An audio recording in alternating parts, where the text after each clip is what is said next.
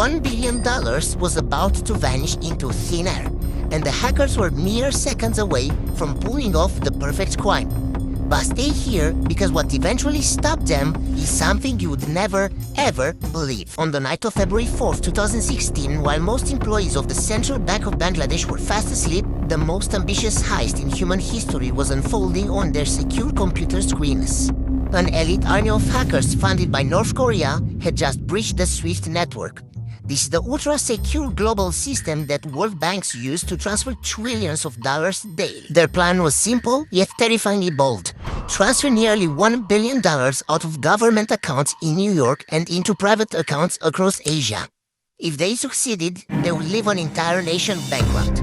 But just as the hackers were a few clicks away from pulling off the perfect crime, everything came crashing down. Not because of the FBI, not because of an advanced antivirus system, but because of a single misspelled letter on a digital form. To steal $1 billion, you don't need weapons, you need patience. The hackers, known as the Lazarus Group, spent nearly a year planning the attack. It all started with a simple phishing email sent to a bank employee in Bangladesh. A fake resume attachment was all it took. The moment the employee clicked, a stealthy malware virus silently installed itself into the bank's network. For months, the hackers monitored every move, learned how the employees typed, and stole the credentials for the SWIFT system. The timing of the attack was chosen with mathematical precision. A Thursday night. Why? Friday is a weekend day in Bangladesh. By the time Asia hit Saturday and Sunday, America was on its weekend. The hackers had a nearly 3-day head start before anyone would notice the transactions. At the exact scheduled hours, the hacker's computer fired off 35 separate money transfer requests. Total value? $951 million. The first 4 transfers went through without a hitch. Each $1 million flew instantly from the New York account into the bank account in Philippines. But on the 5th transfer, destined for a non-governmental organization in Sri Lanka, the hackers made a stupid typo.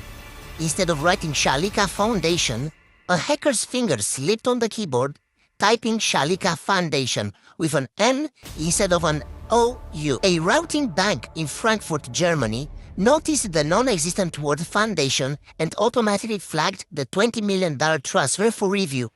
This tiny alert prompted officials at the New York Federal Reserve to double-check the remaining 30 requests. When they saw dozens of massive requests sent in the dead of night to sketchy accounts, the Americans hit the panic button and blocked the remaining $850 million.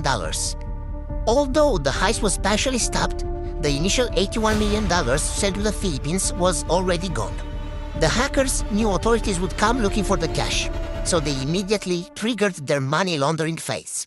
At breakneck pace, the millions were withdrawn, converted into local currency, and sent straight to the gambling tables of Manila's biggest casinos. Why casinos? Because in 2016, casinos in the Philippines were not legally required to report suspicious financial transactions. The hackers bought casino chips, pretended to play at the tables for a few days, and then exchanged the chips back into clean cash. From there, the money was loaded onto planes and ships bound for Pyongyang. Out of the $81 million, the government of Bangladesh only managed to recover a tiny fraction, around $15 million.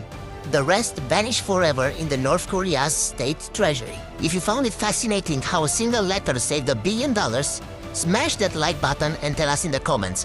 What do you think is the safest way to keep your money secure today? Don't forget to subscribe.